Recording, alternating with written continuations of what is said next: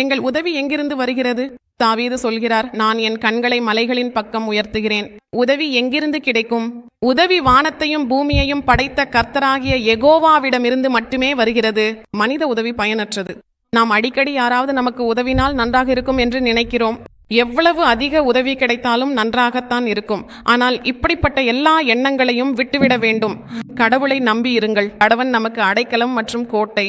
அவசர நேரத்தில் அவர்தான் நம்பகமான உதவி. நாம் எப்போதும் யாராவது நமக்கு உதவ வேண்டும், நம்மை காப்பாற்ற வேண்டும் என்று நினைக்கிறோம். ஆனால் இந்த பனை மரம் நமக்கு அதே பாடத்தையே கற்றுக் கொடுக்கிறது. இதுக்கு யாரும் தண்ணீர் ஊற்றவில்லை. பாலைவனத்தில் யார் தண்ணீர் ஊற்றுவார்கள்? அங்கே தண்ணீர் கிடைப்பதே கடினம். அங்கே ஒரு துளி தண்ணீரும் கிடைக்காது. ஆனால் இருந்தும் இந்த மரம் இவ்வளவு பசுமையாக எப்படி இருக்கிறது? இது எப்படி வளருது?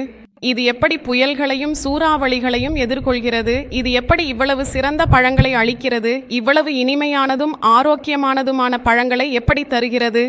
இதற்கு காரணம் இதன் வேர் மிகவும் ஆழமாக உள்ளது மற்றும் இதற்கு உதவுபவர் ஒரே கடவுள்தான். கடவுளை போற்றி.